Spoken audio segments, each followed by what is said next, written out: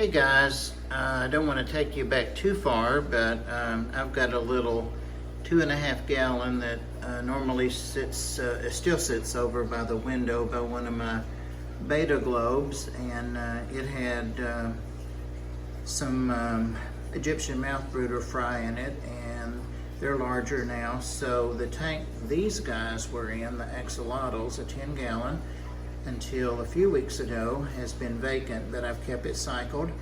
So I moved the Egyptian mouth brooder over there and moved some of its belongings with it so that to ensure that it's cycled, and also moved some of the water that was just changed a couple of days ago over there.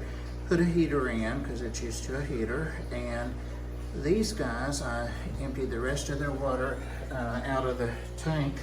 Not these guys, but the Egyptian mouth brooder. And I have literally got a specimen container of axolotls that are about to hatch. Check those guys out. There's still more of them in the tank. Not this many more, but quite a few. And they are due, by my calculations, to begin hatching as soon as tomorrow. So thanks, Tibby. They're gonna go in that little tank, and I'm gonna try to gently pour them in. And you see, this is their water. Their mom conveniently laid their eggs on the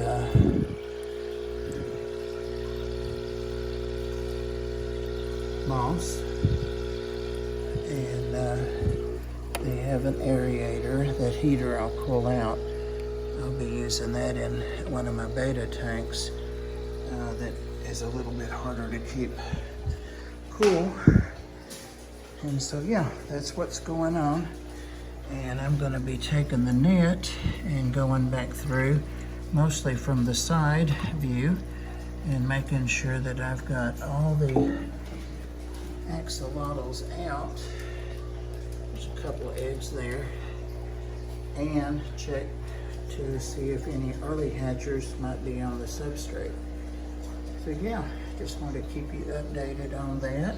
And I do have already had a batch of BBS hatch out, and have fed it over the last couple of days to fish, and have a second batch here that should be due to hatch out tomorrow.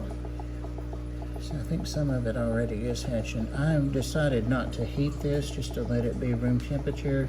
And this is kind of a cozy nook up here anyway, with the lights and being between two heated tanks. So it probably is room temperature or more there. So, but they hatched and were alive, and I fed them. So this will be the food for the axolotls, and I'll immediately be hatching more right behind this batch so that they have a constant source of live food. And in fact, I may end up setting up a second kit, maybe a homemade deal. But yeah, they're coming right along in there.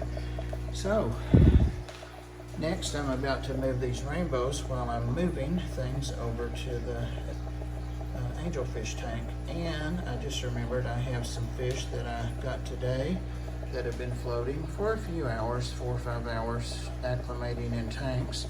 And I want to show those as I unbag them, but not this video. So thank you guys for watching this long ramble, and hopefully we have baby axolotls tomorrow or next day to watch. Thanks guys.